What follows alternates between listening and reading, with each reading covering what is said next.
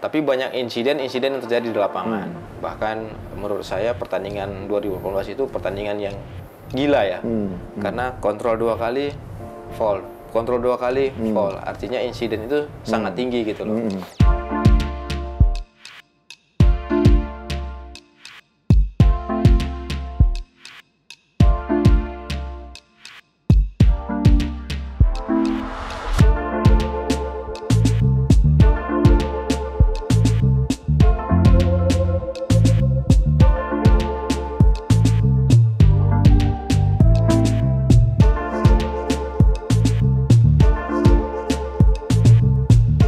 Assalamualaikum. Waalaikumsalam warahmatullahi wabarakatuh. Alhamdulillah ketemu lagi.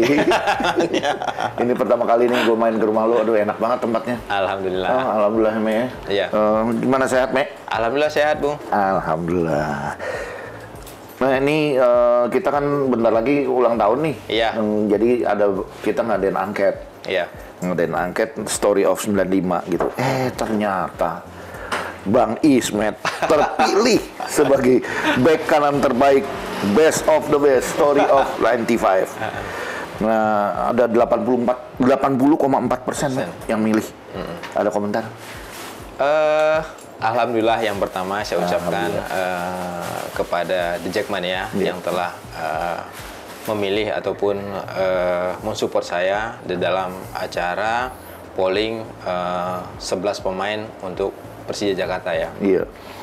Saya pikir di posisi bek kanan mungkin masih ada senior saya, ada Nang Maruf, mungkin ada juga junior, ada Rio Fahmi, ada juga yang lainnya. Tetapi saya bersyukur di Jackmania masih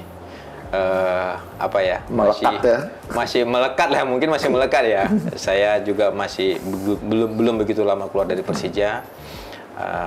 Intinya saya berterima kasih banget kepada The Jackmania atas support dukungan selama ini kepada saya terhadap keluarga saya. Saya juga berharap hanya saya tidak The Jackmania maupun Persija, mudah-mudahan kedepannya bisa lebih bagus lagi lah. Amin ya. Ya ini hasil polling ini kan buktiin bahwa lu masih deket nih sama anak-anak Jackmania. Bahkan boleh dibilang ada nama-nama kayak Marco Motta, Anang Ma'ruf, terus kemudian ada Rio Fahmi. Nah, ngelihat kayak gitu gimana menurut lu nih? Nggak nyangka aja, Bu. Nggak nyangka aja. Ya? Maksudnya di situ ada Marco Motta ya, ada Anang Ma'ruf, ada Rio Fahmi ya. Nggak nyangka aja di Jackmania pollingnya terlalu tinggi banget buat saya gitu. Ini surprise juga, saya juga kaget dengan polling seperti ini. Biasanya dulu polling zamannya kita masih di Lebak Bulus, biasanya di akhir musim. Di akhir musim mereka polling pemain yang bertahan ataupun yang tidak dipertahankan gitu. Tapi mungkin ini ya anak-anak ngelihat pertama lamanya lu main, konsistensi, jaga kondisinya bagaimana, terus kemudian juga kalau yang paling diingat anak-anak kan soal kalau kalah tidak boleh ada pemain yang ketawa. Kalau ada lo kan gitu. Nggak ada yang berani ketawa kalau posisi Persija kalah gitu. Oke, pertanyaan berikutnya. Dalam polling kali ini, juara tahun 2018 dominan, Me. Iya. Di susunan Best 11.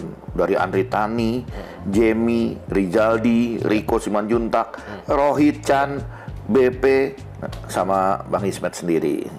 Nih, menurut lu gimana nih, Mek? Kalau 2018, saya pikir kita materi nggak terlalu bagus-bagus amat ya, Bu. Artinya kita materinya merata ya. Dan dibandingkan dengan tim-tim lain mungkin masih lebih bagus dengan tim lain. Tapi 2018, titik balik kita di 2018 itu di saat kita bermain dengan Arema. Oh iya. Main di Patriot. Karena di awal musim kita sempat terseok-seok, kita draw kalah. Terakhir kita itu draw dengan Mitra Kukar di saat itu. Mitra Kukar. Main draw. Akhirnya kita titik balik kita itu sama Arema. Arema kita menang, terus kita bulan Ramadan kita menang terus. Akhirnya kita bisa di 4 besar. 4 besar ya. Dan tim di saat itu saya pikir sangat solid ya, Bung ya. Sangat solid itu. Kita di pre-season 2018 kita juara di Malaysia. Terus dalam perjalanan kita di dalam kompetisi ada Piala Presiden. Kita juga alhamdulillah bisa juara. Nah, di kompetisi nih, kompetisi itu kan persaingan agak sedikit jauh tuh waktu itu tim yang pesaing kita lah. Tim sebelah itu kan posisinya poinnya udah beda 8 poin dengan kita. Tapi dengan kita konsisten, dengan kita tim setiap pertandingan kita bisa menang pertandingan, akhirnya kita bisa melewati Ada mereka. Persib, ada PSM waktu itu saya ingat kita ya. Ada Dan Persib. ketika kita menang di Bali, nah itu mulai momentumnya itu sangat momentum waktu kita menang di Bali 2-1. Kan PSM Makassar main Bayangkara, draw di PT Ika. Di PT Ika. Iya, di situ momen yang buat artinya unggul tim kita lebih daripada tim yang dari Makassar daripada Bayangkara di saat itu ya. Dan gue waktu itu masih di Bali udah jingkrak-jingkrak aja udah kayak juara aja tuh. Karena pertandingan terakhir kan lawan Mitra Kukar kita di kandang. Main di kandang. Terus kemudian siapa dari nama-nama era juara 2018 yang paling berkesan buat lo, Me? Bisa disebutkan kenapa berkesan, momennya apa gitu? Kalau berkesan saya pikir hampir semua ya berkesan karena semua bekerja, semua punya etos kerja yang luar biasa, kerja keras. Cuma yang menurut saya yang lebih menonjol artinya yang benar-benar saya pikir pemain kunci lah buat saya itu ada Rohit Chan. Rohit Chan ya? Iya. Stabilisator dia. Iya, kenapa saya bilang Rohit Chan? Rohit Chan di 2018 ibaratnya kalau kita mau mobil itu adalah mesin, dialah penggerak. Kalau ini bergerak, semua elemen akan bergerak. Kuncinya itu ada di Rohit Chan. Dan orang ini memang saya pikir tidak hanya di pertandingan, di latihan juga sangat fight gitu. Jadi kalau 2018 aku bilang kunci besar tim kita itu ada di Rohit Chan. Dan banyak pemain yang bilang nyaman main sama Rohit Chan. Apa karena memang dia di dalam dan di luar lapangan memang orangnya asik ya gitu? Rohit Chan itu tipe pemain yang tidak egois, tipe pemain yang benar-benar bermain untuk teamwork, untuk tim. Dia tidak mengejar gelar individu, dia tidak mengejar titel yang lain, tapi yang sangat utamakan adalah tim gitu loh. Jadi benar-benar kerja untuk tim gitu. Dia benar, gue jadi makin cinta gue sama dia. 32 ya. Nomor 32 gitu. Iya. Oke, terus 21 tahun, Me. Lu pakai kostum Persija. Iya. Banyak asam garam yang dirasakan. Tapi momen yang paling berkesan di Persija tuh momennya yang mana? Momen banyak ya, Bung ya. Sampai 21 tahun di Persija itu bukan waktu yang sebentar ya, Bung ya. Kalau momen sangat banyak momen. Kalau misalkan yang dibilang paling berkesan itu adalah 2018. Karena momen di situ satu musim kita bisa tiga trofi ya di Presiden, Piala Presiden dan akhir musim kompetisi. Itulah momen yang paling berharga karena buat aku prestasi adalah suatu kebanggaan, suatu pencapaian. Ini bukti kita bahwasannya hasil kerja kita ini loh hasilnya, trofi gitu loh. Dan kita jangan sampai ngecewakan supporter yang telah mensupport kita dari awal. Dan persembahan trofi itulah yang terbaik buat mereka. Betul. Waktu itu supporter kemana aja Persija main berangkat. Iya. Main di Malaysia berangkat banyak. Ke main Singapura, di Singapura penuh stadion. Bahkan ke Vietnam juga ada juga. Vietnam juga berangkat gitu. Memang waktu itu apa ya, grafik penonton juga lagi luar biasa gitu. Ya, efek dari permainan bagus. Dimana permainan bagus pasti anak-anak jadi makin fanatik. Momen menarik Bang Haji. Nah, gue jadi ikutan manggil Bang Haji. Terjadi salah satunya di laga kontra Persib Bandung. Persija kalah 3-2 di GBLA. 23 September 2018. Namanya lu terlibat adu emosi dengan pemain asing Persib. Bojan Malisik, masih ingat tuh? Iya. Kenapa? Ya mungkin kalau pertandingan Persija dengan Persib dari awal memang sudah terjadi gesekan ya, Bu.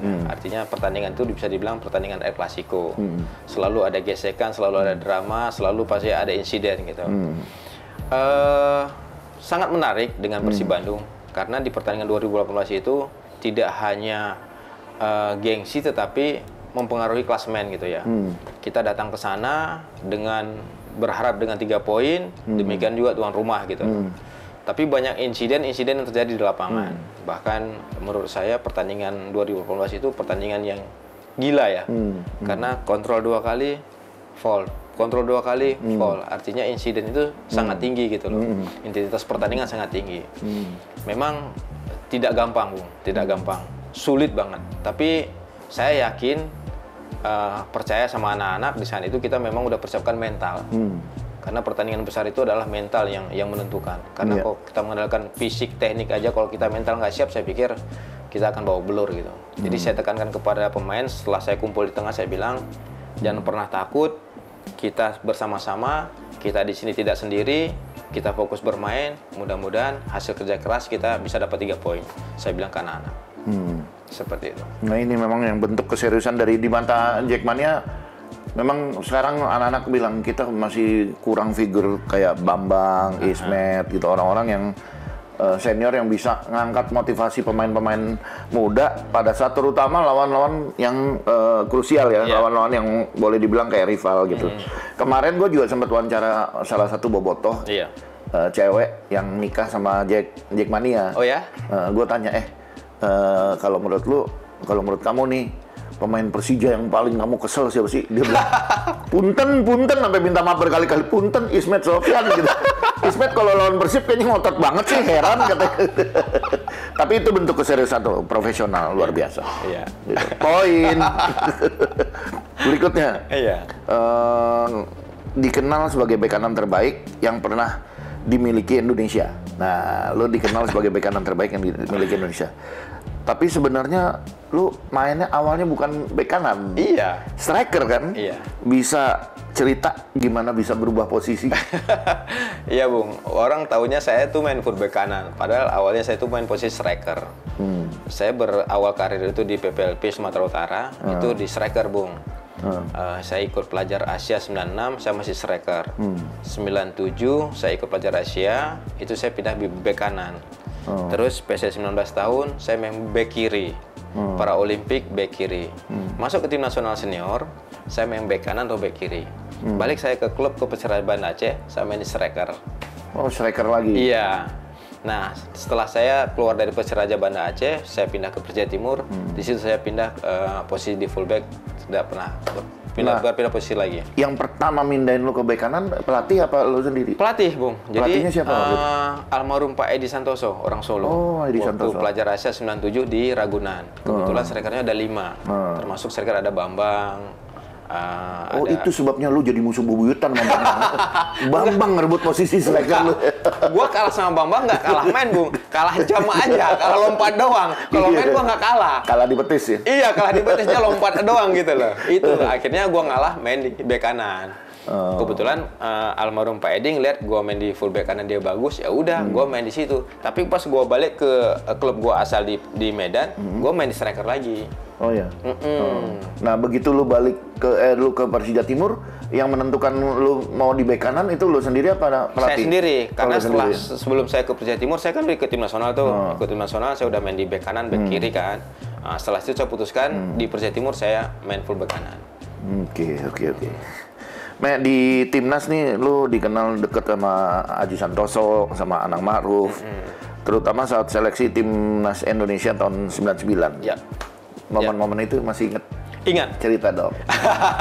Ya, mereka buat saya adalah mentor ya, Bang, guru ya. Karena kebetulan waktu saya datang ke tim nasional itu jarak usia sama mereka jaraknya mungkin 10 tahun ya bedanya, Bung. Karena di situ saya paling muda.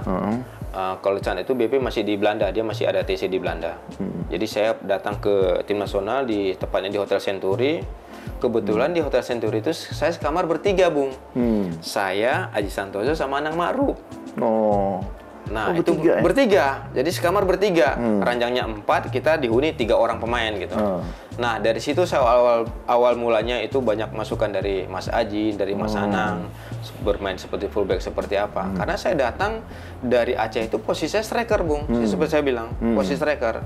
Tapi karena saya datang ke tim nasional, saya dibutuhkan di bek kiri atau bek kanan, saya coba untuk adaptasi di posisi itu, posisi baru tersebut gitu. Lebih capek mana sih, Bang? Jadi striker apa jadi ini? Biar pada tahu nih yang cedera segala nih, sosok main bola cedera gitu. Kalau capek pasti capek, Bung. Pasti yang bek kanan apa striker lebih capek mana? Ya, sebenarnya lebih capek di posisi full bek kanan. Karena kita harus di saat tim menyerang kita harus ada di atas, di saat tim bertahan kita harus ada di bawah. Dan pada saat zaman Aji sama Anang itu dulu kita mainnya pola 3-5-2. Iya, benar-benar naik turun tuh. Jadi kita head to head ketemu full back kanan mereka. Kalau saya ketemu full back kiri mereka gitu. Jadi ketemu head to head gitu. Itu sebabnya terakhir lu di Bali, lu sekamar sama Rio Fahmi, lu turunin tuh ilmu lu ke Rio ya. Jadilah Rio sekarang kayak gini nih. Sebenarnya kalau saya kemarin sama Rio itu kan Rio kan adik saya gitu ya. Saya pikir memang saatnya untuk dia harus tampil gitu, untuk dikasih kesempatan lebih jam bermain karena sangat progres buat Rio Fahmi untuk di Persija gitu. Dan alhamdulillah sampai sejauh ini Rio Fahmi bisa menjalankan peran yang sangat baik di Persija. Iya, lu lihat perkembangannya pesat dia. Sangat pesat ya. Dia pantas dipanggil timnas kemarin juga pantas memangnya, sangat banget. Pantas. Ya. Nah, kalau gitu sekalian Iya. Ngelihat Persija, tim Persija sekarang gimana menurut lu? Persija saat sekarang ini memang kondisi tidak lagi kurang kondisif. Saya pikir dengan ada perubahan di putaran kedua ini, saya pikir head coach dengan manajemen pasti ada evaluasi lah. Jadi saya berharap juga dengan evaluasi ada perubahan lah. Dan saya juga berharap kepada pemain punya introspeksi diri gitu loh. Jangan star syndrome ya. Terutama pemain muda sekarang ada di Persija kan banyak pemain muda. Mereka harus ngelihat ngelihat Persija ini nggak gampang lo masuk ke Persija. Nggak gampang lo pakai logo Persija. Iya, benar. Jadi sekarang yang ada di Persija itu sangat bersyukur karena ada di Persija gitu. Kalau saya boleh bilang, pemain yang di luar sana itu sangat kepingin bermain di Persija. Jadi yang sekarang pemain ada di Persija, tolong jangan disia-siakan kesempatan itu. Dan saya berharap di putaran kedua ini Persija bisa bangkit, bisa di jalurnya lah, artinya bisa di 4 besar. Kalau dilihat dari materi sekarang sama pesaing segala, sebetulnya Persija masih punya peluang ya? Sangat besar peluang. Sangat besar ya? Materi Persija itu sekarang di grade 1 semua loh, Bung. Materi pemainnya itu nggak kalah dengan tim-tim yang ya saya nggak sebutin tim tersebut, tapi kalau untuk kualitas jauh banget. Tapi yang penting mereka punya tanggung jawab. Tanggung jawab itu tidak hanya sama pelatih, manajemen, dan mereka punya tanggung jawab sendiri. Kalau ini, gue merasa memiliki tim. Gitu. Kalau menurut lu, kenapa Persija belum kemarin nggak menemukan bentuk permainannya? Apa tuh? Apakah gini deh, di zaman lu main di Persija, pernah nggak lu satu tim merasa kok kita bisa lebih dari ini nih? Kenapa? Nah, dulu di tim lu aja deh kalau nggak enak komentarin tim yang sekarang. Kalau aku selalu memposisikan gini, Bung, selalu memposisikan diri aku memiliki tim itu. Artinya bukan memiliki tim itu seperti aku bilang tanggung jawab. Jadi jangan kalah menang itu jangan tanggung jawab lepas kepada pelatih, manajemen. Kita punya tanggung jawab besar juga. Jadi kalah menang ini kita juga ikut merasakan juga. Jadi kalau kita merasakan itu akhirnya kita memiliki tim. Artinya kita di lapangan harus bukan 100%, bahkan 1000%. Alhamdulillah. Dan seperti itu. Jadi aku berharap pemain Persija yang ada sekarang itu berharap punya mental seperti itu. Karena ini tim besar loh. Baik lokal, asing, yang muda, yang tua, pokoknya semua total. Karena setiap tim yang berlaga dengan Persija, mereka motivasinya double. Jangankan motivasi, bonusnya bisa double. Iya. Karena Persija loh, bisa ngalahkan Persija, mereka udah. Mau tim sama tim lain, mereka udah biasa kayaknya aja. Udah, separuh piala kayak udah di tangan. Iya, ngalahin tim Persija itu beda dengan ngalahin tim lain gitu. Iya, betul. Itu sih. Terakhir, Mek. Iya. Pesan untuk Jakmania. Ya. Buat Jakmania, saya berharap kalian jadi supporter yang dewasa, yang kreatif, tidak anarkis, yang dewasa. Saya pikir di Jakmania sekarang sangat jauh-jauh berubah ya, Bung ya, sangat jauh berubah. Mereka sangat dewasa sekarang, support tim Persija. Jadi dukung terus, support terus Persija sampai mati. Jakmania. Alhamdulillah. Terima kasih obrolannya, Mek. 10 pertanyaan total sama nambah-nambah gue tadi. Nyolong-nyolong dikit. Mumpung ketemu lu, mumpung bisa berada di rumah lu, nyaman, jadi gue nyerocos keluar. Oke, Mek, terima kasih banget. Sama-sama. Mudah-mudahan sehat selalu, prestasi di Bekasi juga bagus. Nanti bisa kapan-kapan kita bisa ketemu lagi. Amin. Ya, sering ikut-ikut nonton dong. Kalau misalnya mau nonton. Kita kalau memang ada waktu libur, pengen sih nonton. Oke. Oh, nanti disiapin karpet merah. Oke, Be. Siap. Thank you. Sama-sama.